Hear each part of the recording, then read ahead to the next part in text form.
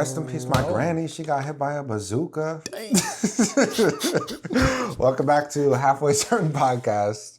I'm John. And I'm Kenny. How was your week? I don't even know what day it is, the 10th. The week has been cool. Saturday. Yeah. Ooh, I don't know when this is coming out. It's not Saturday. I got a new tattoo. Oh, shit. We've been together for like an hour, and you just saved that for right away. I got this on New Year's. So after we hit the club, I went and got this. It's a lighthouse from my grandma. Lighthouses are one of her favorite things. Oh, damn. And so when I went to That's North not Carolina, because we played Word Chain and that was one of the words? No, but now it's all connecting now. But I went to North Carolina over the holiday break and I'm filming a documentary on my family. And so I was talking to her and I'm like, it clicked. It made sense. I was like, I wanted a lighthouse tattoo years ago. I forgot about it. She brought up lighthouses and she has literally like lighthouses everywhere, like on the walls, like little figures of it. So I'm like, oh, this makes sense. Like it's a perfect tie-in. So that's cool. I've never heard of collecting lighthouses. Yeah. People collect weird things. Yeah, didn't you used to collect something peculiar, or am I thinking of somebody else? I don't think I did. No. You've never collected anything in your life before? No. I think you're weird for not collecting Do you collect anything? I used to collect quarters, because on the back they have like a different state. Oh, that's cool. So I tried to collect all 50 states. Did you? I got like 48. There was like one or two I just was never able to get. Where are they now? I don't know. I think I cashed them in for some money. Times got hard. Times got hard, man. Then I used to collect playing cards. And then I used to collect license plates. I used to collect Pokemon cards. Okay. Did you ever get a considerable amount? No, I don't think so. It was just like a for fun thing. I never even learned how to play Pokemon. I kind of wish I did because it seems fun. You never did Pokemon Go? Oh, I did Pokemon Go, but I mean Pokemon is an actual card game. Yeah. And I was learning how to play the game Magic the Gathering a few years ago, and that was fun. And then I learned that Pokemon is kind of similar. It's like a whole thing. It's hard to imagine that because Magic of the Gathering and Pokemon seem like totally different genres of strategy involved. Yeah, but it's not. Have you ever played the Pokemon card game? Yes, but I feel like I always played them wrong. Like me and my siblings would buy packs at Toys R Us, and we would just made up your own way. Yeah, we just be like, all right, you can do 15 damage with this move, so we just say the move and then you go. I'm like, this is kind of stupid. Like you just take turns. No, there's a whole thing. There's a whole system. Wow. What was your favorite Pokemon card? Ooh, that's hard. Oh, I think Blastoise. Squirtle when he grows up. Oh, that's a good one. Were you always into water types? Was that did you always pick a water starter? No, I didn't even think about it like that. I just thought that he was cool. I mean, he is cool. He's mad cool. Did you have a favorite Pokemon card? I like that fire Cyndaquil or something. That fire Oh, I know what you're talking about. Yeah, he's almost like a hedgehog. Yes, that was a good one. I mean, I always loved the Eevee series of Pokemon. The different foxes. Yeah, I love foxes. So. Oh, really? Yeah, my favorite animal. Should get that tattooed. I have it inspired. This is the fox eye from Naruto. Your tattoos are so high up, I didn't even know you had that. Yeah, yours is all down, right? Yeah, wait, what do you have? Okay, this is a wing. A wing, angel wings. An eye. This is an eye from Naruto. Spotify's logo. Hey, I mean, I need to shoot at that point. No, it doesn't. Well, what is it? The eye? Oh, are these lines a part of the eye? Yeah, that's a part of the fox eye. Where you have the whiskers, kind of. Oh, okay, I'm seeing it now. And then the ear right here is my dog's ear that I tattooed on me. Oh, damn. Lighthouse, a moon, a rectangle. Why? A rectangle was... is that a lotus? Yeah, a lotus flower. Cool. And then a yin and yang sign. It's abstract. Without the... Yes. And I got a couple hidden. It's a couple more hidden. That's cool. Yeah. I need more tattoos. I'm just too broke. Yeah, you're slipping. They're expensive. What was your most expensive one? These flowers were $500. Now, have you been going to the same artist to get the other ones, or like No. different artists each time? Well, the thing I wanted to do was every time that I perform, like I do a concert in whatever state, I wanted to get a tattoo in that state. So I did that. Actually, I didn't get a tattoo in Philly, even though I played in Philly. Oh yeah, you got to get like So a I'm due Liberty for that. Bell. Or a lighthouse. Well, what's your? Oh, go ahead. So I just counted the New Jersey as didn't count. Like I played in New Jersey, but I was like, I'm from New Jersey. All my tattoos were from Jersey, so I didn't get one for that. But this was when I went to Chicago and played there. Nice. This was I like searched cool tattoos on Reddit, and I literally took the picture, and I mean, that's pretty cool. It's like a drag. Like, is it a dragon? yeah, it's a dragon. Everyone asks me if it's Game of Thrones dragon or the Minecraft dragon, and I'm like, maybe, Oh. maybe, I don't know. This was when I went to Seattle. It's a olive. I think olive branch. Olive branch? I don't know. It was just a walk-in. It was on the wall. I was like, put that on my hand. I like that. I was about to get an olive branch one soon. Getting a tattoo on this part of your wrist was so painful. I was like crying. Ooh, just for this moment, or Just for the this whole? part. Okay. Yeah, and he like messed it up. I think because I was like being so dramatic about it. Look at that leaf. The extra thin one. Yeah, this leaf is just like not done. I was probably just crying. He was like, "Oh my god." Right. Just get him out of here. This was my first tattoo. You probably don't notice. Well, I mean, it has to be like a music chart, right? Like No. it's not like oh no. a stanza. What are they called? Sheet music? Yeah, no, it's not though. Okay, I have no idea what that is. It just says hope in the anti-space, like the negative space, where the tattoo isn't. It helps a little bit. Are your eyes just closed? I'm just like squinting really hard to like. Oh, I see it now. I see it now. That was my first tattoo that I got, and everyone was like, "What is that? Is that a barcode?" Then I don't even remember the order of things. I think I got that, and then I got the flowers, and then I got my guitar, and then the Seattle and Chicago. Oh, so that's all you have? You have none left on your body? That's it. Yeah, you got to catch up. I know. I think I'm on like 10 now. I just need a tattoo artist that's a friend. That gives me good deals. Yeah.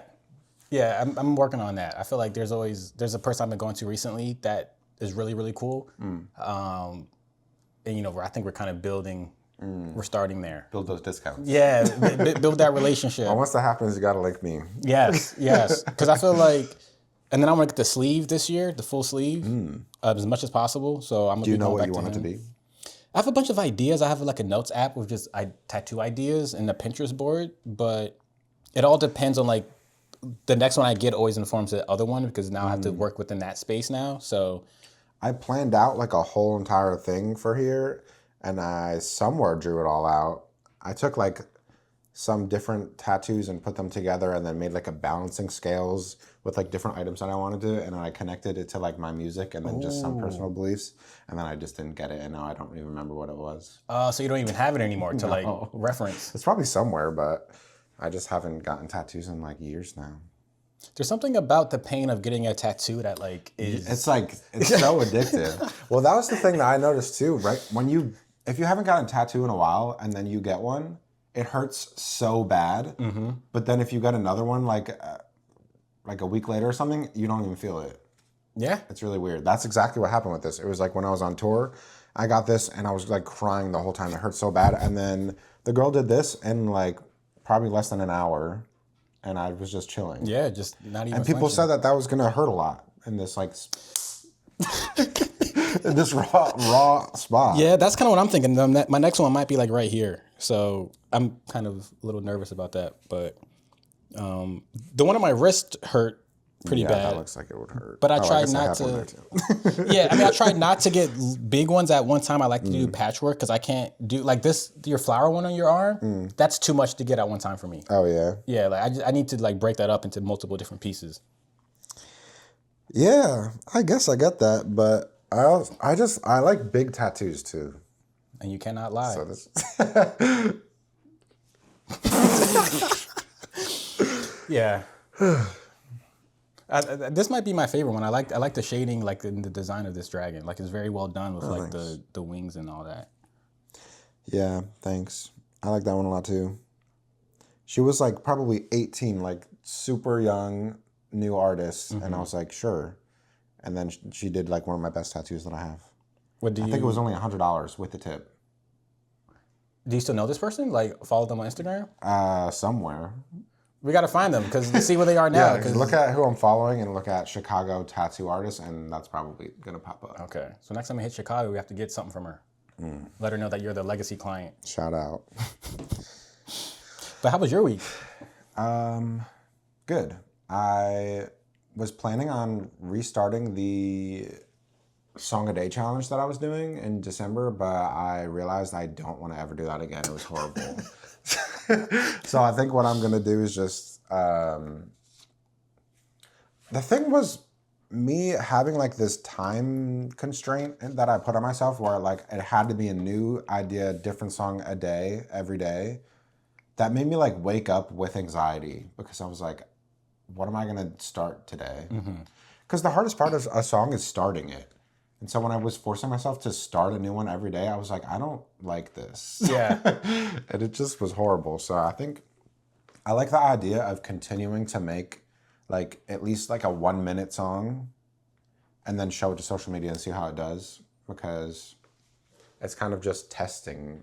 It's like A&R work with my own followers. So I guess Smart. I guess it's kind of the best way to know what people are gonna like and want me to release and what's worth putting in all the hours to finish. And so this week I took the one that people liked the most from December, and I'm like 90% done with the song. And yeah, I just have to send it to get mastered, and then I'm gonna release it. Which one was that? I think I'm gonna call it Mr. Lonely. It's the one that it starts off like really slow. Oh, okay, yeah. Yeah. That was the most popular one for the whole month? Yeah, that, I think that was the one that people at least reacted to the most. That was like, oh, this needs to be a song. Got it. And yeah, that was definitely hard to figure out. I was like, where am I going to go from there? Because it was just like starting so slow and then going fast. So then I made the chorus where I just do another time change and I made it kind of slow. And then verse 2, I just did the same thing I did in the intro where I just completely stopped the song and then I start slow. Nice. So what was that song about? it was, I remember in my notes app, I was like, write a song about being nervous to ask someone on a date and make the song feel nervous. Oh, I see what you did there.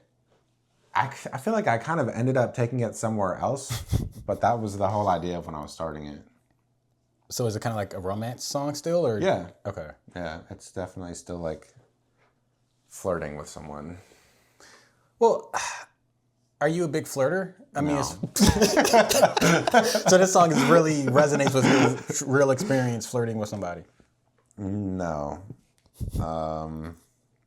This was just like an idea. Sometimes I want to just like tell a story even if it's not true. I guess most of the time my songs are true, but sometimes I just like the idea of making a story and then telling it. Yeah. I mean, do you feel like with flirting with somebody, like kind of like about what the song is? What the song is about flirting with somebody? Like, how would you flirt with somebody? Is that like how you would flirt with somebody in that song, or that's just totally unrelated to how you would approach it? No, this is just like a fantasy song. Like, it's almost like Broadway feeling. Okay. Like theater-y, which is very not me, and I've never made a song like that. And so no, I would not. Okay. That's not my vibe. But I just like how it feels. Yeah. Well, I'm excited to hear it.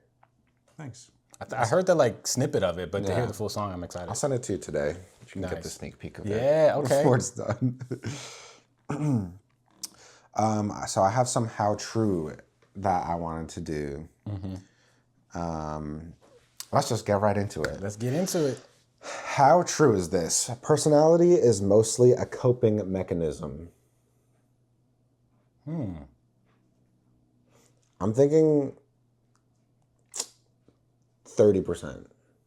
I'm kind of thinking a little higher than that, kind of like 50, 60%. I might go 60% on this one. Okay. You can explain your end.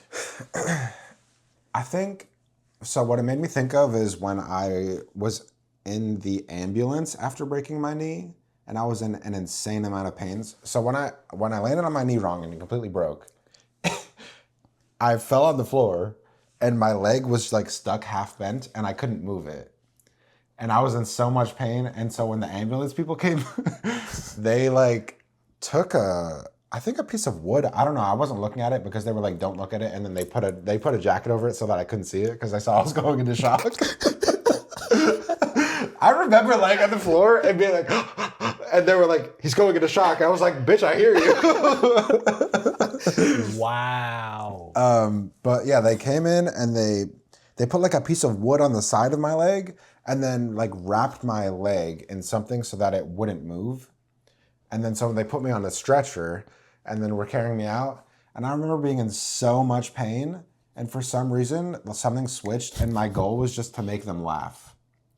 So like the whole ambulance ride, I was just being so stupid and weird and making everyone around me laugh. And they were all laughing. I don't remember anything I said. Really?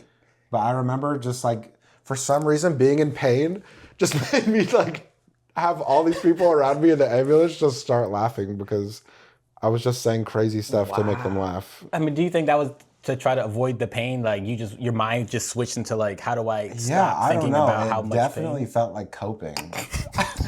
That's what it seems like. So that's what made me think of that when. Yo, you just switched to having like a comedy special, like yeah. And they're like, who is this guy?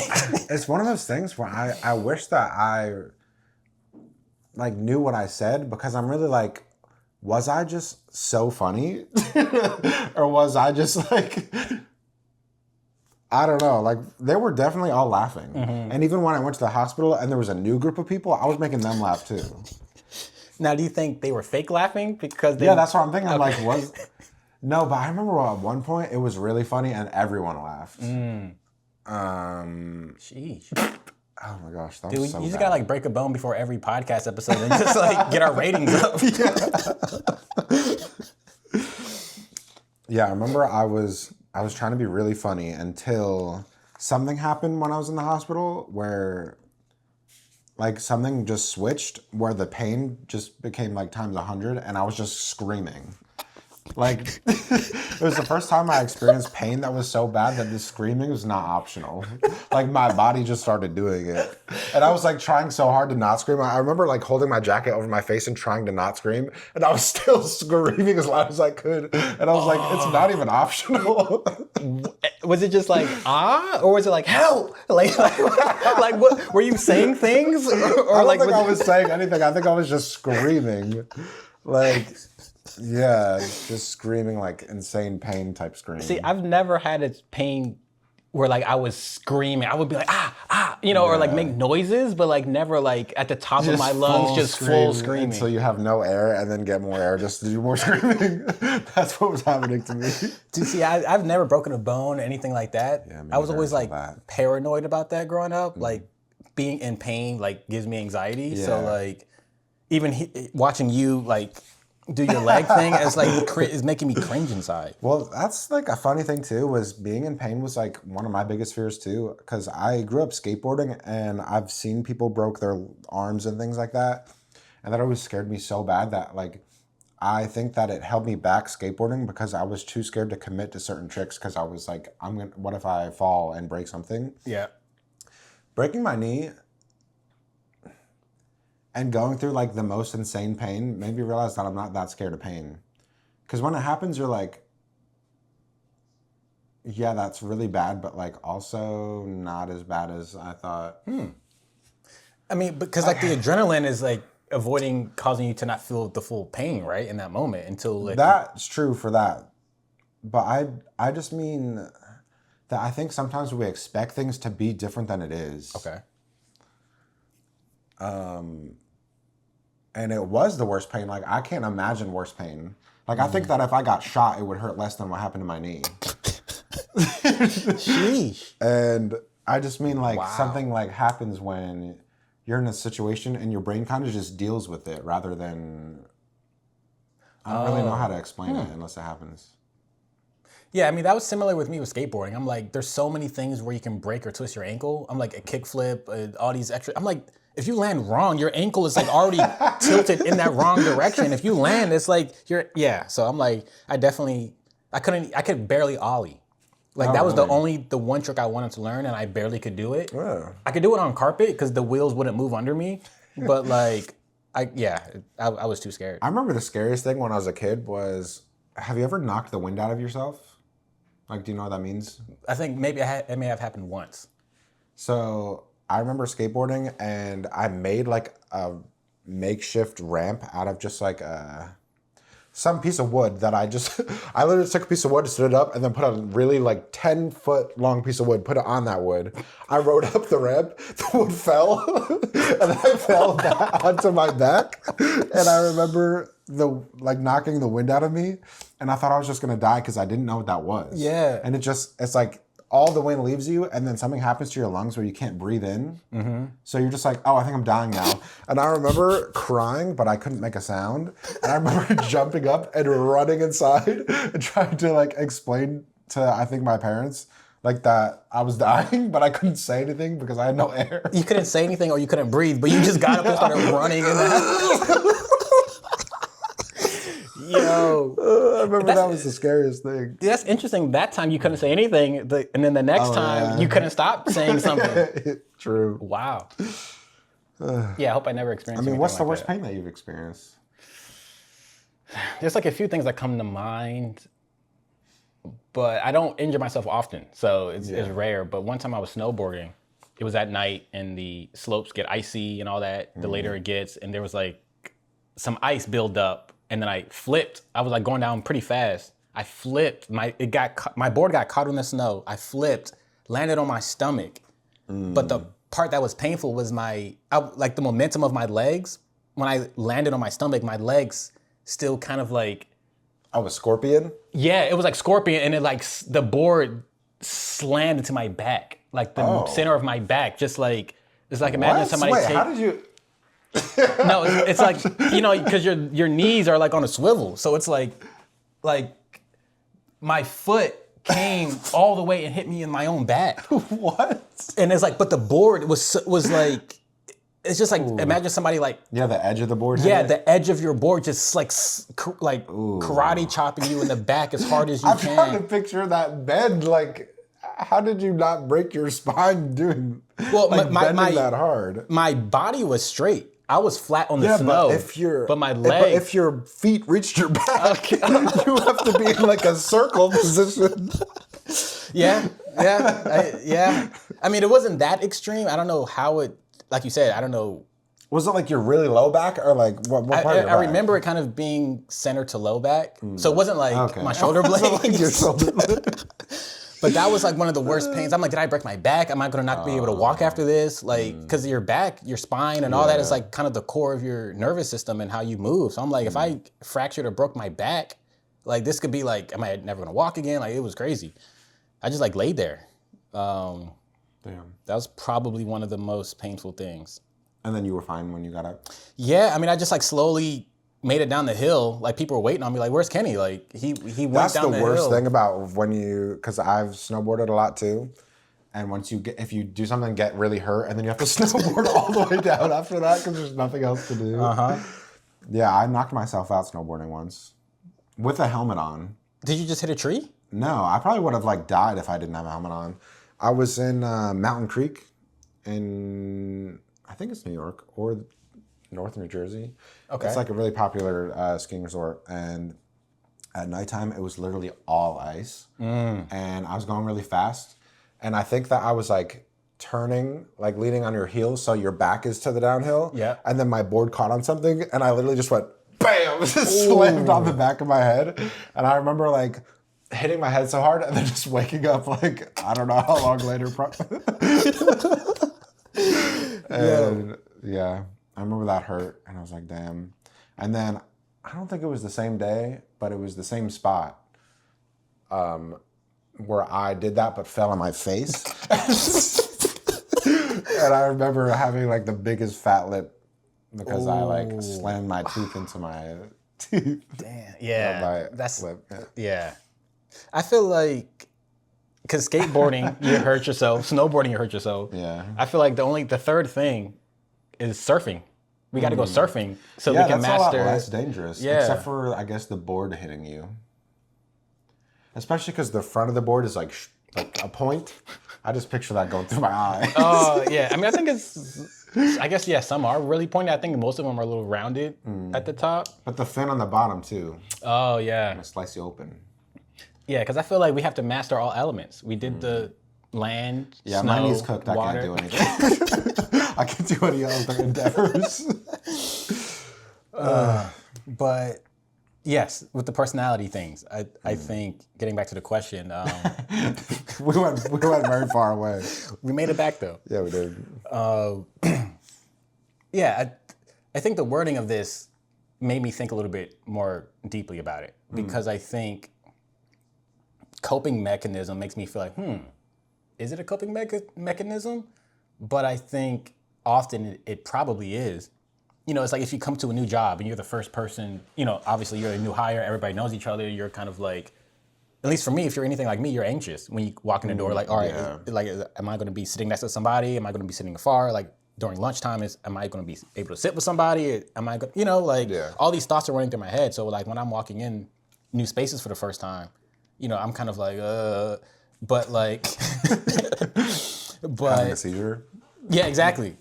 Like, and so I'm thinking like, you know, but in people in those situations, they want to be liked, you know what I mean? Or like they want to adjust themselves into the work culture. So like if they're typically quiet and not maybe that like funny or that witty, but everybody else in the office is, they may start being louder, more extroverted or more witty just to like fit in with the office culture.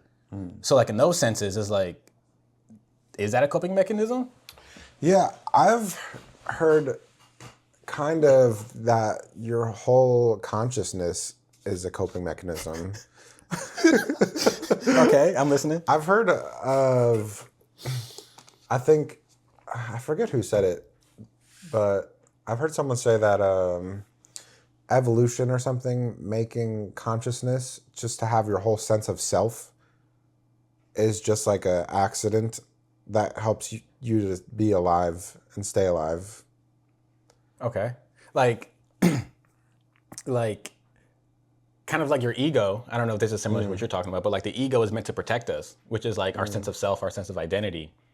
And at first it would kind of be like, all right, you're hunting bears or lions, and it's like, you know, you need to be on edge, you need to be like ready to be in a fight or flight situation. But like nowadays it's more so like our ego protects us from like internal hurt or like emotional pain or psychological pain. Really a lot less. We're in a situation where we're, at least where we are, fortunately, where there's not a lot of widespread pain and violence that everybody has to go through. So it's like we're typically not having to protect ourselves from physical pain anymore. So it's like the mental and emotional pain is like what our ego is actually protecting us against. So is that what you were saying, kind of like similar with like the evolution where it becomes... Yeah. I think just the idea of a lot of it being not even in your control, and it's just kind of things that just happen to protect you or exist just to keep you alive. And we think that we're in control of it, but we're not. Even the way that we were talking the other day about how our brain can just like deletes traumatic memories sometimes just because it's like, this is easier to not remember. Yeah. Yeah. Interesting thought. How true is it that confidence is fake? I think real confidence can't be faked. So in this sense, if it is fake, it's not confidence. Ooh. So I'm saying Okay. 0% true. What's the difference between fake and real confidence? I think fake confidence is kind of like what you have to prove to yourself outwardly to get that response, either from your peers or your social environments. So it's like if you aren't confident, but you want to dress confident so that you feel more confident, or that you prove to other people, oh, I'm confident because I have the money, I have the style, I have the fashion, the jewelry. You see all these people wearing like big chains and like, you know, they're all like dripped out just to like come to church, or just to like go to school, or just to like, you know, and it's Dripped like out in church. Yeah, it's like you dripped out for no reason right now. So it's like, but that's an outward perception of like, they want people to believe that they're confident. But then sometimes you get to talk to these people, they're like so nervous and shy and introverted. It's like, you can't even form a sentence. But like, you're like perceiving yourself, or you're showing off yourself to be like this hyper confident person. So I think that's kind of the fake confidence. I think the real confidence is internal. And you don't have to dress a certain type of way to feel confident in your ability. It's like, for me, it's like when I was playing basketball or like anything that I would be super interested in, I'm like, I want to be the best. And I'm like, I knew if I just practice, whether it be video games, basketball, magic tricks, chess, I'm like, I want to be so good at this that like I can beat anybody. And I don't care if you're 6'5" and I'm like 5'8", I'm gonna find a way to beat you in this game. And so to me, that built confidence, because I was able to like work on my handles, work on crossing people up. Even if I wasn't the tallest, I couldn't dunk, I couldn't do any of that stuff. I'm still gonna win. And I knew I was better than everybody on that court. But people looking at me be like, dude, who's this little kid like thinking he could just beat people? So to me, like that was like real confidence, because I was like, I put in the work and I practice every day in the garage, like practicing crossing somebody up. So I proved to myself that I am good enough at this game and at this sport to take on anybody. So that's kind of what I think like the fake versus genuine confidence is. I like that. I didn't think of the idea of splitting it between fake and real confidence. And I was just thinking of, if confidence was one thing as a whole, I think that, I guess I was thinking it more as social confidence. Okay. And I think of that as 100% fake. Okay. I think of that as you just fake it till you make it. But I think a big part of confidence is not caring if other people misunderstand you. I think it's even something that I'm really bad at, is just wanting to, like, I hate saying something and then people misunderstand me. Or like if you hurt someone's feelings on accident because they misunderstood what you were trying to say. Yeah. I care about that too much. And you think that goes against your confidence? Yeah, I think confident people don't care. Well, Not don't care about hurting people. Right. But don't care about being so misunderstood and having to be like, oh no, I meant this. Yeah. Like being so people pleaser. Oh, okay, And okay. I think confident people aren't like people pleasing and Yes. so in their head. It's almost also the idea of being so people pleasy sometimes is narcissistic.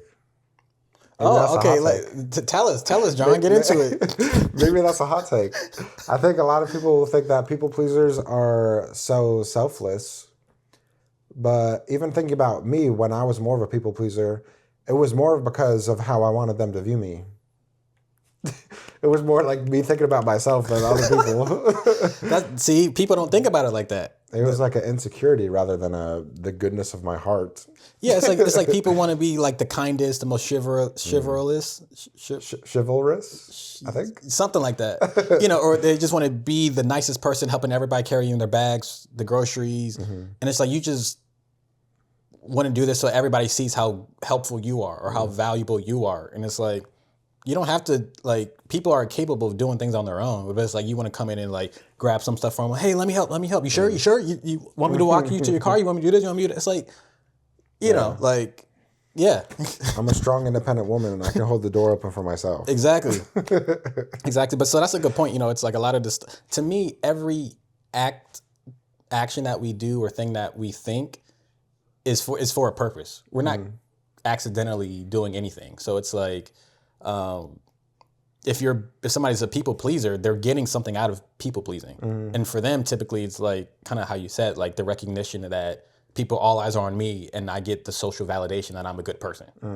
You know, so it's like, you know, if you're always loud and the most talkative in the room, it's like, that's for a reason. Like if you're the quietest in the room, it's for a reason. So yeah, I like what you It's said. also maybe just two different avenues of coping. Talking too much or talking too little. Yes. Yeah. I know some people who can talk. Yeah. It's funny. I'm not a person that can talk like much at all. Which is funny. I think you're kind of that way. Well, not bad at talking. Like I feel like I'm literally bad at talking, especially if we're like in a group of people. I don't say anything. I don't know what to say at all. And sometimes, like the person that talks so much, I'm sitting there like, what are you saying? Yeah. So then I also don't want to speak up because then I'm like, I don't want other people to be judging me the way I'm judging this person. Yeah. Because I'm like, why are you talking about your aunt's cousin? Yeah, I mean that's the thing too. I feel like the quieter you are, the more judgmental you are. Because like for me, I'm like in the back of the class, very quiet growing up, and I'm like anybody who would be talking, I'm like, dude, what are you saying? Like you don't realize that no one's listening. Like that you just like they're not aware of how they're coming off. And I'm just like, dude, I wouldn't have said that. I wouldn't have done this. I would have stopped talking 5 minutes ago. I would have done that. But I'm the one not saying anything. So I'm like, it's easy to judge somebody. Have you ever been on a date with someone and then they're talking, and you're like, what are you even saying right now? A few times, where it's just like it's you get the extremes where you go out on the first date and they don't say anything, and I'm just like, oh my god. Or then they say too much, and it's like, oh, like okay, like all I had to do was go, right, yeah, Yeah, that's me. oh, interesting, and then they just keep going and going and going. I'm like, yeah, I don't know, like if this is really. A lot of times it's nerves that gets people to just keep talking and talking because they're like scared of the silence, but it's so annoying. And also, I just think I don't think that I'm in the right to my coping to be quiet. I wish that I was actually not like that. I wish that I could talk to people because and like one-on-one, I think I'm good. But if there's really even just like one more person, I just like let that happen and they can just talk. See, And that's bad. I've known you for a while, and that's not something I would ever think. I mean, where have you seen? I mean, I guess only recently have I saw you at with like groups of people. Yeah, like the music event and then the New Year's. But before that, I think I'm also I'm working at it and trying to get better at talking. Okay. I'm trying to be a human being. Well, I mean, you're doing a good job. Like, I mean, I would have never guessed. But do you feel like that's the side effect of like, or the stereotype? They're like, oh, social media influencers or social media people like are just boring outside of like posting.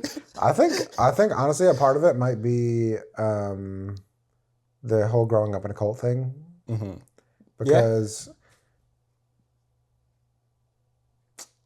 I think also growing up like that, I was like told that everyone not in the religion is like horrible and like not worth getting to know. So then when I left, it was hard to break that. Heavy on the not worth getting to know. That's hilarious. But I felt the same way. Like no one ever explicitly said this, but I felt like anybody with tattoos were bad people. Anybody who smoked cigarettes were bad people. Anybody who drunk were bad people. Yeah. Who did weed were like anything that wasn't like cookie cutter conservative or like traditional, like religious. I'm like, they're a bad person. And then I met these people. I'm like, yo, they're the coolest people. People with tattoos and the people who smoke, they're just like chilling. They're just like accepting. Like they're more accepting than I ever was in the religion. You know what I mean? Like just because I was judging everybody. I felt like I was better than people or like looking down on other people. Oh, you're smoking? That's your body's a temple. You need to purify yourself. And tattoos or your body's a temple. Like who? Like it takes a while to unlearn those things. Yeah. And here I am about to get a whole sleeve and like. I think I'm still trying to unlearn some of the, not those things, but some other like stuff. It's hard. The older we get, the more we got to face this stuff. Being a human. Okay. How true is it that people that say, oh, I like this one. Yeah. How true is it that people that always say, I hate drama, surround themselves in drama? I think that's about 95% true. 90% true. What about you? I think it's 100% true. I mean, because am a person that doesn't like drama, but I don't really say it because I'm not really in it. Mm-hmm. I feel like I haven't been in drama since the friend that I'm going to talk about this. Let's hear it. I mean, I had a friend that would always be like, oh my gosh, I just hate drama. I hate drama. And he was so dramatic and always started the drama. Mm-hmm. It's like... Like with you or with other people? And then he will come tell you about it. It was almost like I had to be like his parent. Oh. Like he would go and start this drama and then I would have to like put out the fire. Mm-hmm. And yeah, there's a few songs about him. Yeah. He's my friend that, well, not anymore. I haven't even talked to him in a while, but the drama is crazy. I mean, did you, looking back, were there signs, like, was he always like that, or did he become, So how long were y'all friends? Like, well, okay, so we grew up in the religion together. Okay. So that's like having friends in the religion like that was not really optional because you only have like 5 people in the whole town that are in the religion that you can choose your friends from. mm-hmm. I know he was a good friend, like he was fun, but it's just the drama. It's so crazy. I can't even think of like a single specific story, but it's just like literally every single time. Yeah. Okay, I'll try to think of, okay. So he moved in with one of his work friends. She was this girl that he just liked, and she was living with her family, and then they invited him in, and he just lived in like one of their guest rooms for like a few months. And he somehow got into so much drama that like I had to go over the house as his friend and talk to this girl and her family like I'm his dad. What? Like, did it work? I mean, like, were you able Yeah, to like? it did. I had to do that multiple times. I remember going to his grandparents' house and having to do the same thing. With his, you had to resolve beef with his grandparents. Like every time we just had beef, and it's like so crazy. Like, did he call you to ask for help, or you just like, Yeah, all right, I don't even remember the first thing. I think he just stopped. Maybe he stopped paying rent, and then I remember he like spilled wine on the carpet. oh And my he God. was just like messy and wouldn't clean anything. Yeah, stuff like that makes you not want to have kids. It's like when you start being a parent for grown adults, it's like, oh, I don't want to have kids. Like, this is crazy. Do you want to have kids? I always did. Then for about, I'm still in this phase where I don't want kids for the past like 2 years. I'm like, I don't know if I want kids, but now I feel like I'm in the middle again, where I feel like, all right, with the right person at the right time, I would, but I'm also okay with not having kids.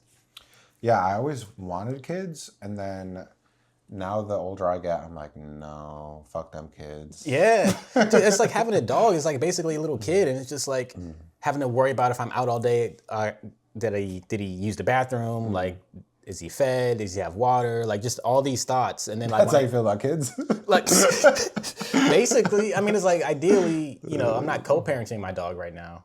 You know, I guess I kind of am with my brother, but you know, it's just like the constant thought you got to get them baths and checkups and all this extra money and all this extra time. And like, yeah, they're great. I mean, they cuddle with you and they have their own little personalities, but I'm like, it's just, the season of my life is so busy. I'm like having to like worry about taking care of something else other than myself is like been a challenge. And I'm like with kids, it's like I need my sleep. You know what I mean? So it's like waking up every other hour, every 2-3 hours to like keep them from crying is just like, that's all I It's a have really is my scary sleep. commitment. Yeah. Like when I got my dog, worst case scenario, I could give him to someone else. Yeah. Yeah. Or sell him. Yeah. Yeah. He's over there sleep knocked out. I could literally sell him. Yeah. I would have to sell a kid online. I'm sure there's a website for that. There has to be. Yeah. Just get a VPN and they're out there. No, but that's like real crazy. I did want to have a kid, and then the more I realized I don't trust men enough to start a family, that took me a bit. I mean, literally, this dog that I got with my ex, and the whole idea was like we both wanted kids, so we're like, let's get a dog first, and then see what happens, and then now I'm a single parent. So yeah, that's just another reason of not. And also, kids are so expensive. I can't even afford tattoos. That's what I'm saying. Like, it's crazy. It's like the way I'm penny pinching, like going out to eat in restaurants and Ubers, and I'm like, having a kid is just it's just unattainable right now. Yeah. And I'm like, I just refuse to like start that process if I'm not gonna be set up financially and mentally like prepared to like handle that. Because I want to be a good dad, you know what I mean? But I'm like, right now, I would be a horrible dad, even though my goal is to be a good one. It's just I don't have the time or the money. That's another thought is I don't want to be either of my parents. And it seems like the older you get, the more you kind of become them, even on accident. Yeah. Yeah. Yeah, and it's like what I'm realizing too is like spending more time with my parents and like my grandparents and like you get to see how this stuff gets passed down. It's like the way your grandma or granddad acts is then the same way your mom or dad acts. And then ironically, it's the way I act, you know? Or it's like you see similarities and it's like, wow. And then it's like when you get to ask them questions, like, well, why are you so cheap? Or like, they're like, why are you so afraid of this? And then they tell you, or then you see them like, oh, I'm not afraid of that. And it's like, you know, you are, you know, and then you get to see where it comes from. And then I feel like our goal as kids who like are adults and don't have kids right now, because I feel like when you have kids at a young age, you become a parent and you no longer have the freedom to be your own person a lot of the times. And then you stop growing as a person because now you have to care for somebody else. But as adults who can think about ourselves as our main like responsibility, I feel like our goal is to, like you said, not to become our parents by like analyzing all the generational trauma or even the good things that came from our parents, like taking the good and leaving the bad. So I feel like that's kind of the phase I'm in, where it's like, all right, I want to detox from all the negative things and keep the positives, and then what things do I want to add, you know, when I do become a parent or like a partner to somebody. I like that. Taking the good and leaving the bad. Yeah. That's the goal.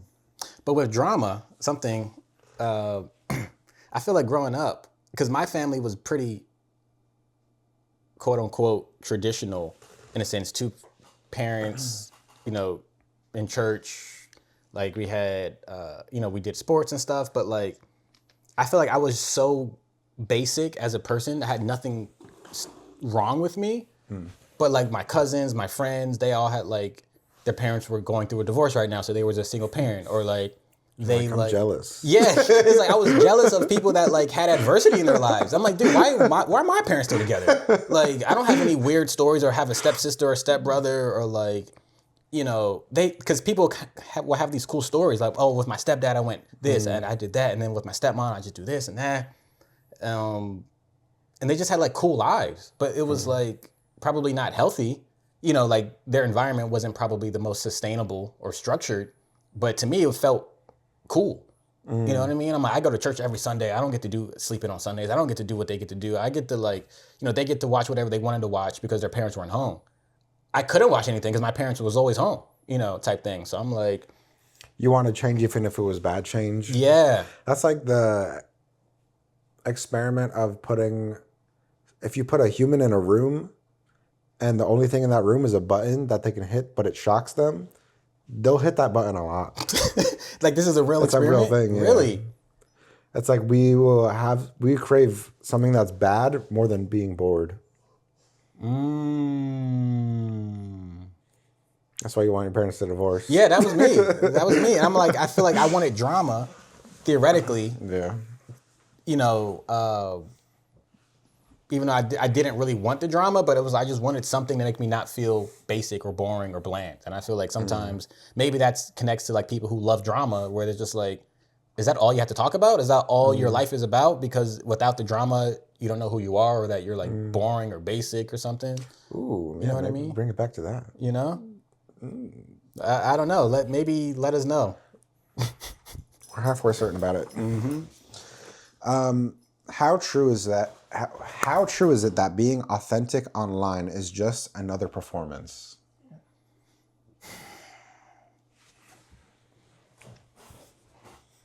I think it's about 85% true. Okay. I think there's a lot of people that are genuinely authentic, but I think there's a lot more people who present themselves as authentic online.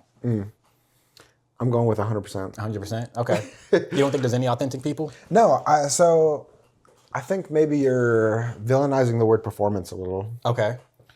I think authentic, it doesn't mean that it's bad, but I think anything that's put online is a performance. Oh, okay. I see what you're saying. I think. Yeah, okay. Yeah. I probably... Like there's an artist that is kind of just getting her start, but she's like kind of blowing up.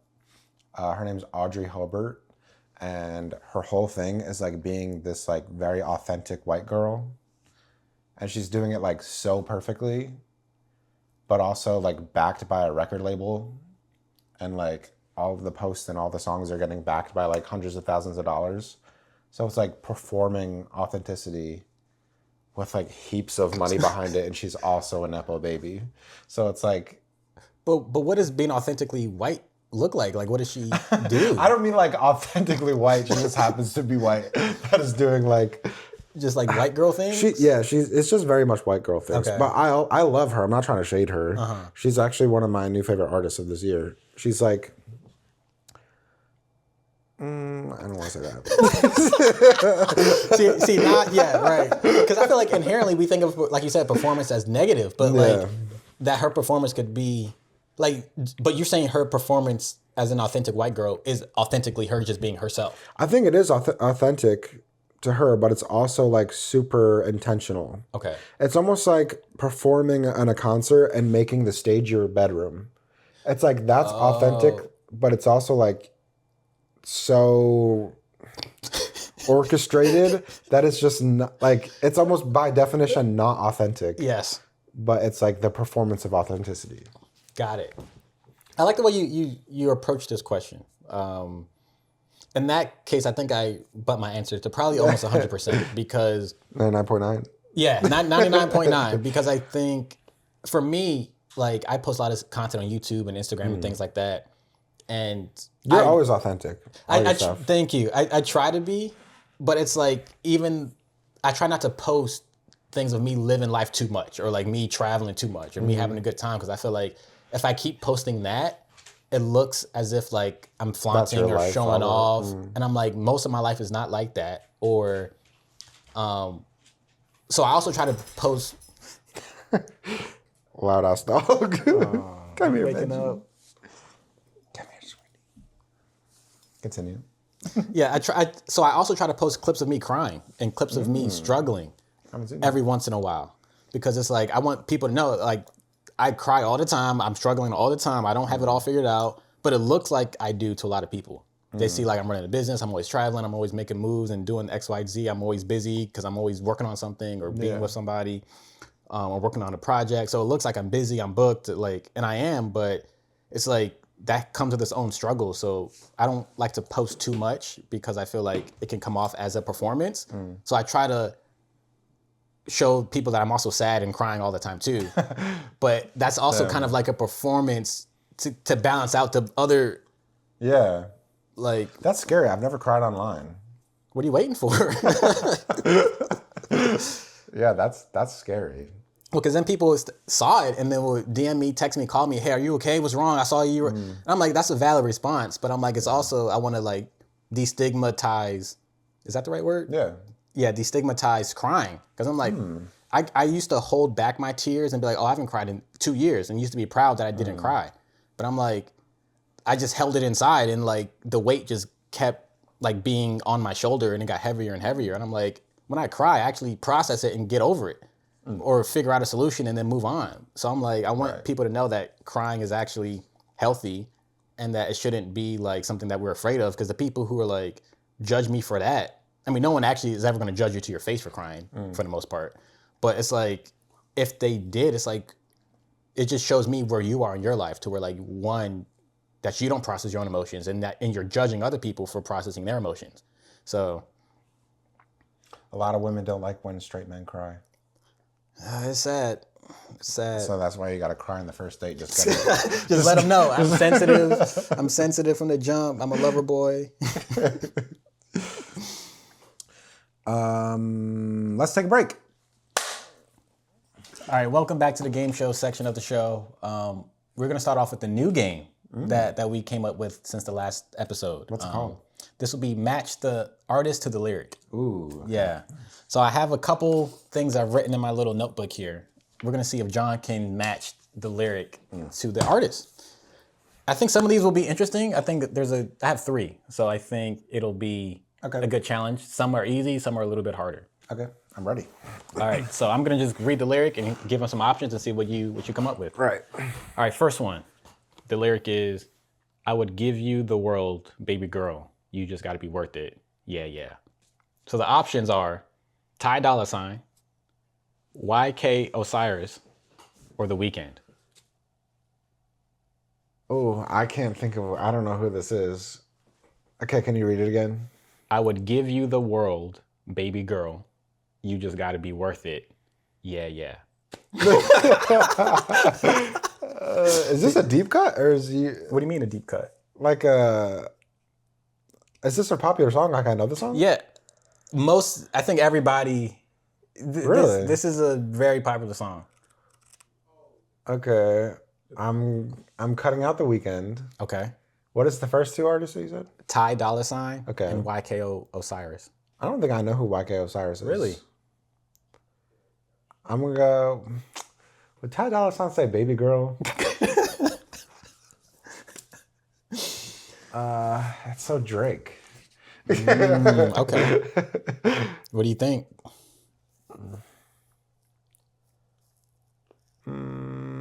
I'll go with Ty Dolla $ign.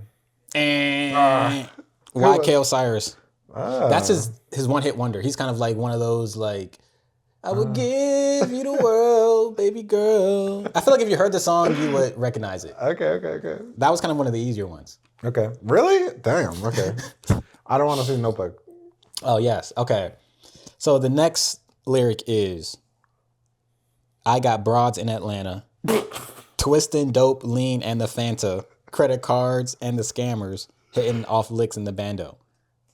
So the options are Future, the Migos, or Designer. It's Designer. Okay, so you know this one. Panda. Yeah. Okay, so that was another kind of easy one. I know that song. Good. This one might be a little interesting. Up like my name Lazarus. No Satan gonna be mad at this. I had to ask my dad if it's okay to swing my bat at this.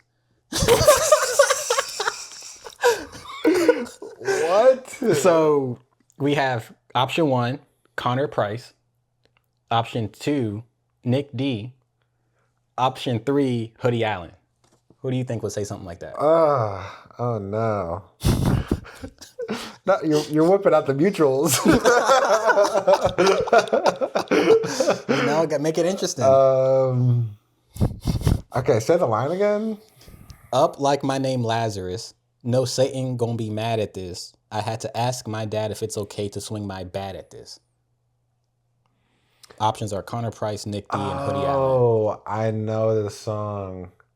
It's Connor Price. It is. The song Up. Up, yeah. Yeah, okay. That's what gave it away. You said the word up in it. Oh, Up like my name Lazarus? Yeah. Oh, okay. Do you listen to Connor Price often? Like enough to like know these artists? That's the one with Forrest Frank. I believe so. Yeah. No. I listen to Connor Price. I don't listen to Forrest Frank. Okay. Oh, wait, so this is not a Connor Price song, you're saying? Or are you saying? I don't know. It's like a collab. Yeah. Okay. So maybe it's equally both their songs. Yeah, I mean, I feel like, all these artists. I mean, like, Hoodie Allen is pretty popular. Connor Price blew up. Nick D blew up. So I was like, let me give And you. they're all people with songs with each other. Oh, all 3 of them has. Well, I know. Oh, yeah. Oh, snap. Okay, so I picked good artists. You did pick a good one. So that's kind of like the new game. I feel like. I like that game. Where That's it's cool. like, I'll try to You find. gave me with 10 of those. 10. Okay. Well, I'll come with more next week. Yeah, that's nice. All right, but now you have a game, right? Okay, I have a game. So, this game's called Did Taylor Swift write this or did I write this? This is going to be fun. This game I think is going to be fun because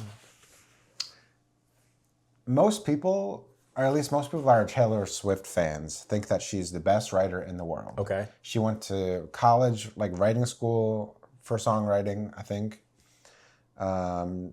people say that she's famous specifically for her songwriting and storytelling. She's a billionaire. She sold out arenas. And I just want to see if people can tell the difference between my lyrics and hers. Wow.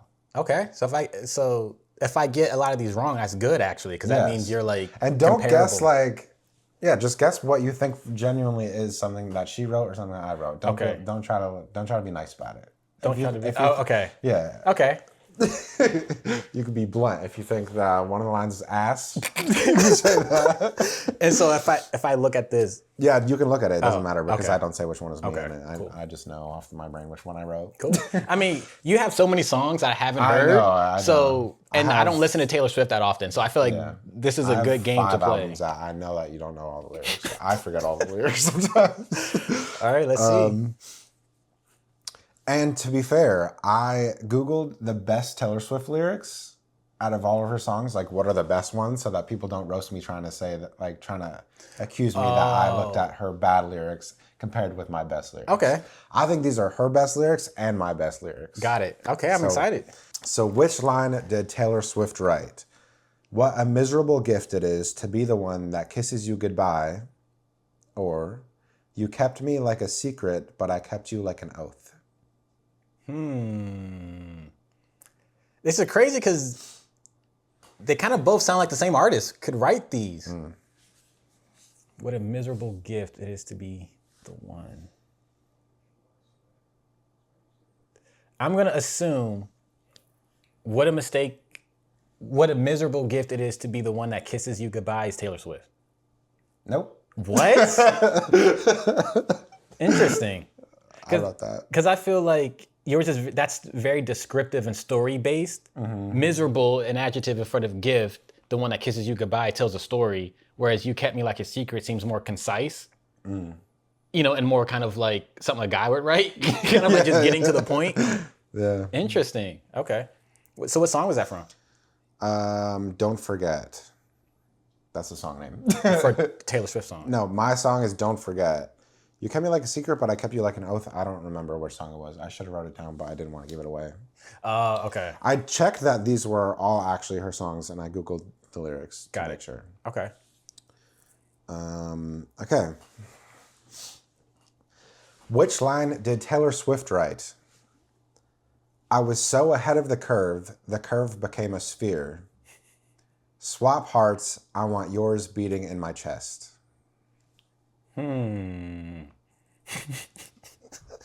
The first one is interesting. I was so ahead of the curve became a sphere. Sounds very fake deep in that sense. Where, you know, it's kind of like, oh, you're going somewhere. Like, you're going somewhere, and it's like, oh, the curve just became a sphere. It's like, you know? So I'm like, I can see Taylor Swift writing that one. You're right. Hey, okay. I love that you roasted it, because what if it was me? That's the risk I was going to take. Actually really ass. So I'm like, all right, you say don't hold back. I like that. Don't hold back. You're right. You're one for two. Okay. I wrote one of these lines, and then Taylor Swift wrote the other. When I was young, I wanted to change the world. Now that I'm grown, I can't even change me. Or, I can't make it go away by making you the villain.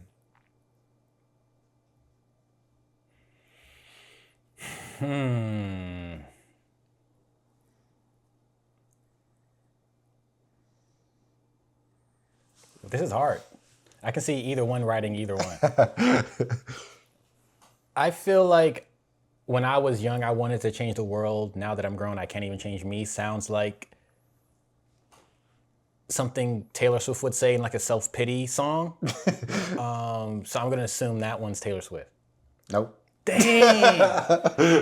Because that feels like she was like, because she has so many songs where she like literally word for word tells you exactly, literally like what's going on. Yeah. Whereas a lot of other artists are so a little bit more symbolic with it. So I was assuming she was like just being very literal. Wow. What song was that from yours? Talking to Myself. Okay. So I got 2 wrong, 1 right. Yep. 2 wrong, 1 right. Okay. Did I write this or did Taylor Swift write this? Was I too young to comprehend that which is right and wrong, or was I nothing but the spitting, living image of God? And I've got that good girl faith and a tight little skirt.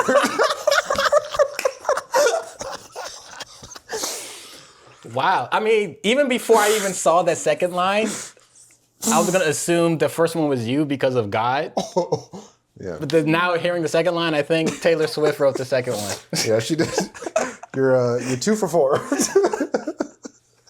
I had to put an easy one in there.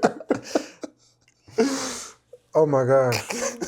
It really came up when I Googled the best Taylor Swift lines of all time. I mean, I wonder what music video that is, because it probably went viral. She was in a cute little skirt. Okay. Which one of these lines did Taylor Swift write, and which one of these did I? You call me up again just to break me like a promise, so casually cruel in the name of being honest. Or, the pain that had raised you just doesn't excuse you. I used to adore you. I'll have to unlearn to.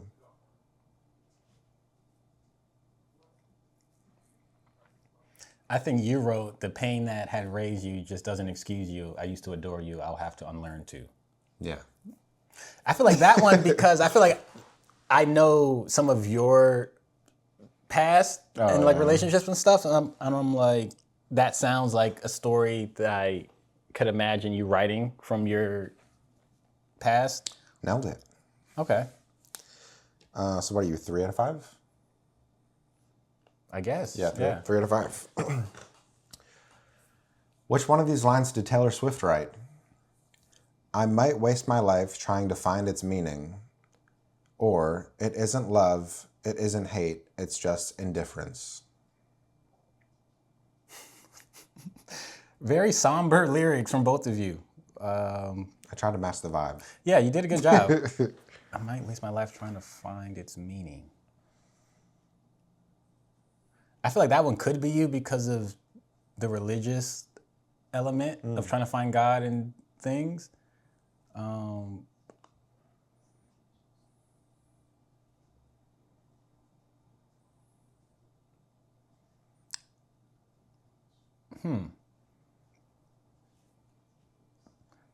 I'm going to say it isn't love, it isn't hate, it's just indifference. It's Taylor Swift. Yep. Hey, okay, nice. So 4 for 6. You did pretty good. Okay, I'm good at this. You did pretty bad at the beginning, and then you cleaned up. You cleaned up at the end. Had to lock in. Those are good lyrics, dude. That's like. Thanks. Did you go to like writing school No. and did you like sell out stadiums? No, I'm not a billionaire yet. I mean, beats me. Like it's crazy. Thanks. I like that game. It was fun making it. Yeah, you should definitely I was do going that. through so many of my songs trying to be like, which lines are good? Yeah, I was doing that before today, trying to come up with these. I'm like, all right, like listening to songs, and some songs are so vulgar or so. I'm like, like we'll probably get there, but Okay.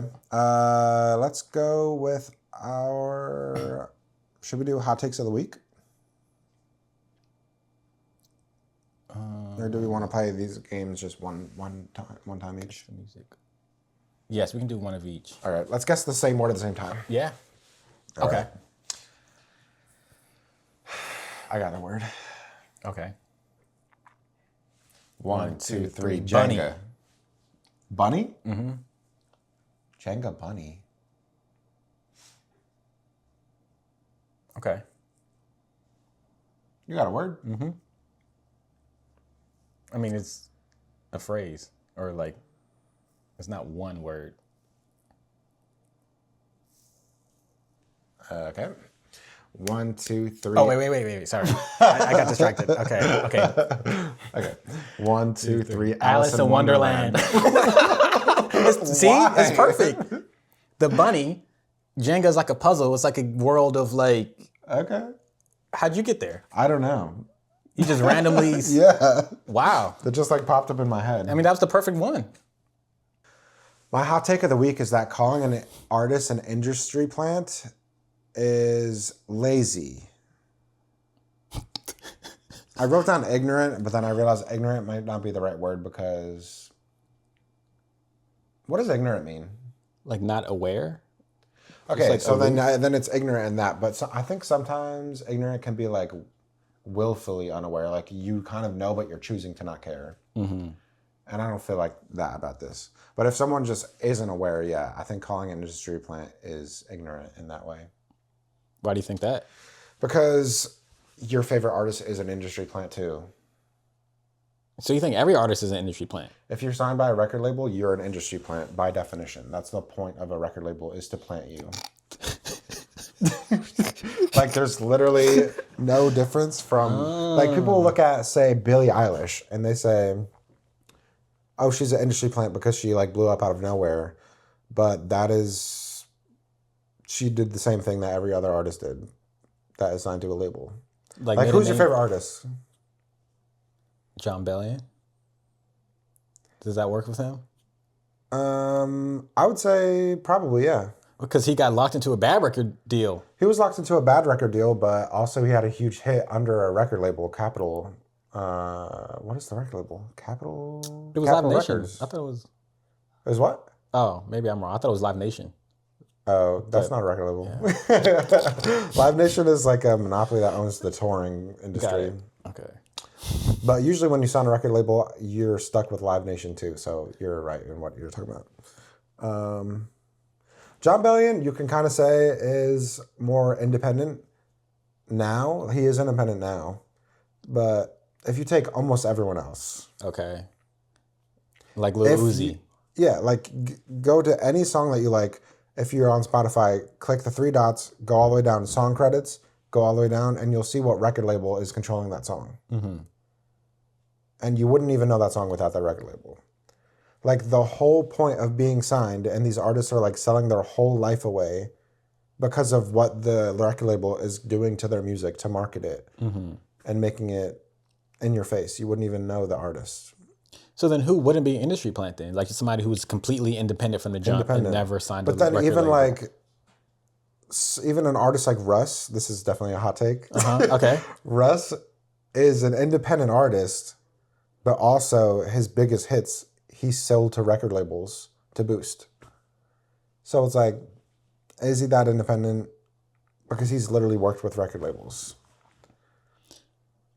He's independent in the way that he's smart and he collects his money and he's going to be richer than a lot of artists. But he kind of says, he makes it seem like he does everything independently when a lot of his following and group came from working with record labels. Got it. Okay, that's a good take. It's the whole point of a record label is to plant you. That's the whole point. And also, it's just stupid to say someone's an industry plant because they only are successful if the plant worked. Right. 98% of people that sign to record labels fail because when they try to plant them, it didn't work. So why do you think there's a stigma against industry plants then? Because people don't know what it means. It's just a way for people to say, oh, they don't deserve what they have. It's because someone else did it for them. It's like calling an artist a Nepo baby. Well, except for that's kind of true. I mean, but then I feel like there's certain people, like, to me, I think Jaden Smith is a Nepo baby, but I think he also had the talent and, like, was able to, like make his own lane. Like, if his music was trash, people wouldn't listen to it. Yeah. It's not just, like, people aren't listening to him because his dad is Will Smith. People don't even listen to Will Smith's music because it's not good. We're getting real hot takes. Besides his old stuff. Yeah. His new stuff is so embarrassing. The new stuff is not good. You're like, no one's going to listen to that. Yeah, I feel like with industry plants, I feel in the middle because I love underground artists. A lot of my playlists are underground artists.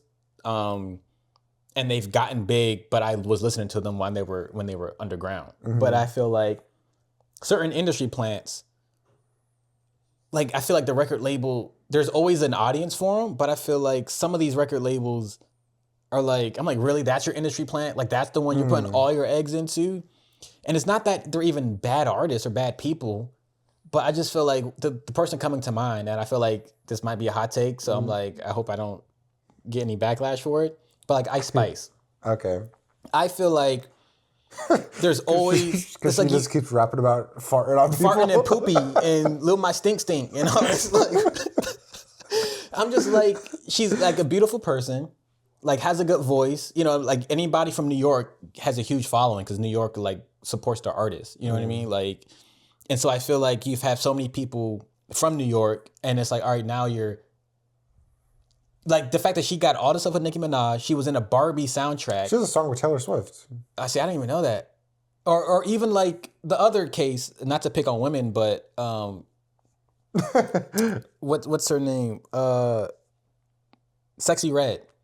Oh. I feel like there's like certain people where it's like got hype and like got pushed so far. You know, and they're all music that like has their own audience and is valid music and good music.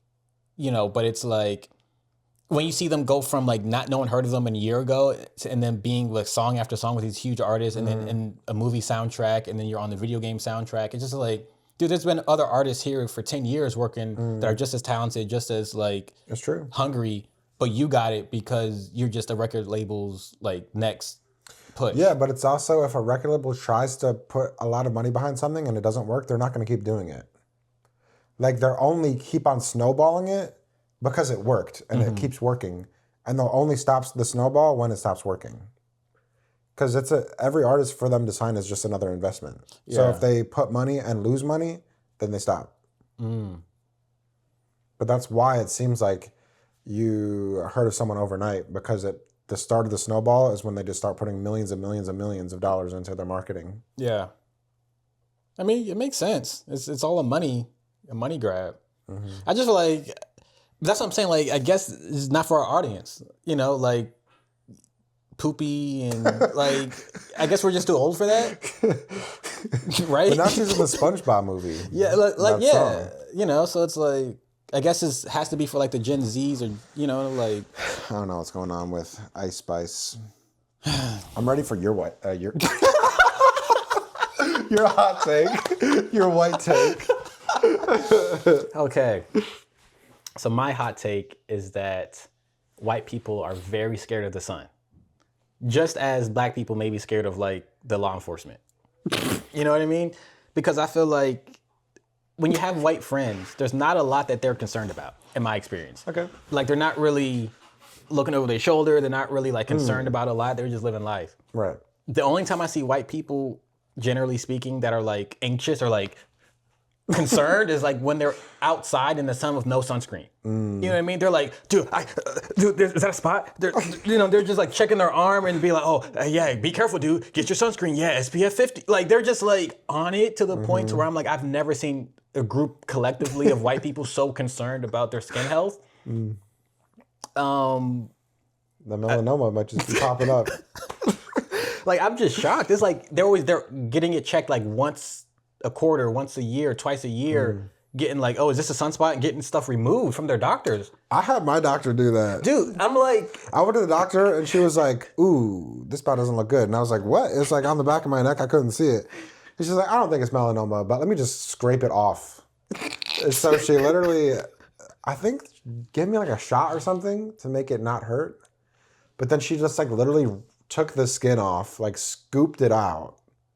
And then took a hot thing and just and closed the open skin back up.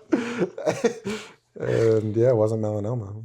Yeah, I mean, it's like black people. What's the correlation with the police though? No, I'm saying like black people, like we get taught, you know, growing up not to do certain things. Oh, when you go into a grocery store, take your hood off and take your hands out your pocket because people might think you stole something and then they might try to claim that like, you know, and call the police on you or something. Or like if you're driving in a car and like a police is behind you, you may like slow down or do something. Or like if you get pulled over, it's like, all right, hands on the wheel, windows already down. You already have your ID up front. You tell them, you know, if they ask for your ID, you say, oh, I'm getting my ID from my glove department. I have no weapons in the car. Like you have all these like things that you know you should do because like they just might be racist against you and like something could pop off. And I feel like white people don't have many things like that they're that concerned about all the time except the sun. I just, you know what I mean? I'm like, oh, this is what white people care about. Like they don't like, they care about their skin and getting skin cancer. Like, and black people can get skin cancer. I mean, everybody can get skin cancer, but no one's taught us to like, oh, make sure you go outside and have SPF. Like it would be like, oh, if you have it, put it on. But like, I think that you also probably have way less chance of getting skin cancer. I think so, but you know, it's still like something you should like care about. White people are just built to be inside. I guess so. That's why they enslaved a whole bunch of people. So they can be inside. Oh my god. That was just a trick to stay out of the sun. Well, I mean, wow. I mean, think about it like that. Oh my god. But you know, is that like something you grew up like? Your parents are always like wear sunscreen all the time. Yeah, like, I mean, I've gone to the beach before when I was like really young, and I didn't wear any sunscreen, and then I had sunscreen poisoning on my face. I've never heard of sunscreen poisoning. Yeah, my whole face, like the skin lit up. I don't just mean like turn red. I mean it bubbled off of my face, and then my face fell off.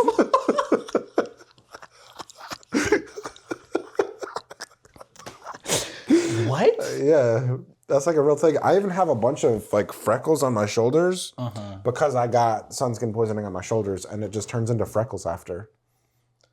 So how do you avoid poisoning? Like it's different from You have to wear sunscreen. I mean, but skin poisoning is just what it's called when you. Sunscreen poisoning is when you have it when it's like when it gets so burnt. It's called sunscreen poisoning. Okay, so being sunburnt is like the basic level. Yeah, that's Skin level poisoning 1. is like the extreme version of. Yeah, that's Okay. like when you're really risking getting skin cancer because of not wearing sunscreen.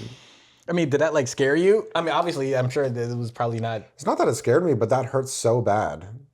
Like, you know how much you have to burn yourself like on a stove to have it bubble and fall off? That's how much, like it felt like that. Like it hurt as much as that, but on my whole face. Wow. It's just interesting to see like what different cultures and different ethnicities Worry worry about. about. And when I found out white people worried about skin cancer as much as they did, I'm like, that's what it is. It's because we'll really get it. Like, Yeah. if you go in the sun, you're probably going to be fine. I might not. Yeah. Dang. Well, You see those videos? It was like, this is if you get pulled over, this is how you should give show your ID to the police. maybe. And there's people like acting like the cops pulling them over. And then they're like, it's obviously a joke. okay, But they're like really quickly grabbing their wallet. Right. Yeah. How to show your ID to the police. Yo. Yeah. That's crazy. That is crazy. That's what I'm gonna do the next time. Well, I mean, that was episode 5. It was our 5th episode. Episode 5. Oh Yes. yeah. Well, that's episode 5 of Halfway Certain. Thanks for being here, and we'll see you next week. See you next week. Cue the song.